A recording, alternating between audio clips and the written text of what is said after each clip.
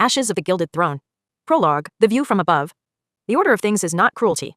It is simply the shape of the universe made visible. Imperial Codex, Vol. 1, on the nature of hierarchy. From the observation deck of the Velorian cruiser, the stars were not beautiful. They were a map.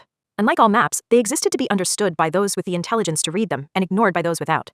I had been reading maps since I was 4 years old. I pressed 2 fingers against the cold transparisteel and traced the Empire's reach, from the core worlds at the center, burning bright and dense with civilization, all the way to the outer rim where the light thinned and the names on the charts grew sparse. 8 star systems? Hundreds of inhabited worlds. Billions of people who woke each morning inside an order they had not built and could not dismantle, going about lives made possible by the architecture my family had spent 3 centuries constructing. I did not find this oppressive. I found it elegant. There was a shape to it if you knew how to look. The core governed. The mid-systems produced. The outer worlds extracted. Each layer dependent on the one above, each one held in place not by force alone. Force was expensive, and my father was nothing if not efficient, but by the simpler gravity of necessity. People did not rebel against a system that fed them. They complained about it, petitioned it, cursed it in private, and then went back to work. This was not cynicism. It was observation. I had read enough history to know the difference. My tutors had tried, in their well-meaning way, to complicate this. The noble poor. The dignity of labor. The philosophical equality of souls beneath the stars. I had listened carefully, as I listened to everything.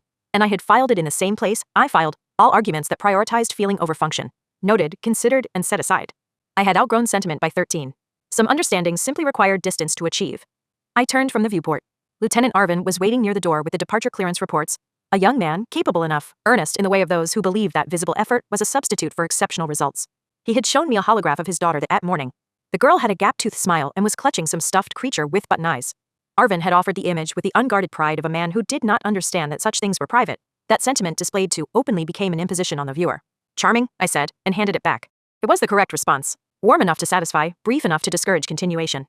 I had learned early that people performed better when they felt seen, and performing better was the only thing I actually required of them. I took the reports from Arvin without looking at him, and poured myself a glass of Calthary wine, the 84, decanted from one of the squat, thick-walled bottles that survived the process. I drained it. The wine was perfect, as Calthary always was. Calthary was aged in deep space, launched on unmanned drift vessels, and left to the void for years. The zero gravity and radiation variance and the cold between stars did something to the fermentation that no cellar on any planet had ever managed to replicate. The retrieval alone cost more than most people earned in a season. The process was kept deliberately obscure. The guild that produced it jealously guarded every detail, the aging locations, the exact specifications of the containers, the precise duration. There were rumors, of course, that the retrieval missions had casualty rates no legitimate operation would ever report. The method did not concern me. The result was flawless. I held the glass up to the light, watching how the wine caught it, deep ruby turning amber at the edges, the color of something precious and distant. Like looking at a nebula through transparisteel. Beautiful because it was rare. Rare because it was difficult. Difficult because people had to die to make it that way. I set it down at the precise center of the side table. The Empire from up here was the most honest thing I knew. Distance stripped away the noise, the petitions, the disputes, the endless human tangle of want and complaint that populated every inhabited surface under my family's reach.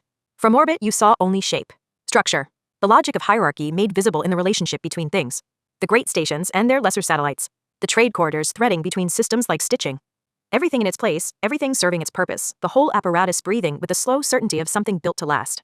I had been told once by a philosopher my father kept at court, that to love something you had to understand it. I thought about that sometimes. I understood the Empire the way a man understands a house he was born in, not with wonder, but with the calm authority of someone who has never had to imagine living anywhere else. Whether that was love, I had never particularly cared to determine. I drained the wine, set the glass down at the precise center of the side table. The cruiser hummed around me, solid and certain, Velorian class, indestructible by design and reputation. The engineers had said so. The admirals had said so. I had no reason to doubt either, and considerable reason to trust both, since the consequences of being wrong fell rather heavily on them. Home in 18 hours. A summit with the outer sector governors to prepare for. A formal dinner my father had scheduled that I had already mentally restructured into something shorter. My real life, waiting at the other end of the transit corridor, like a room I had merely stepped out of. I pressed my fingers once more to the transparisteel, and looked out at the dark between the stars, not with longing, not with wonder, but with the particular satisfaction of a man who knows exactly where everything is and exactly where he stands in relation to it.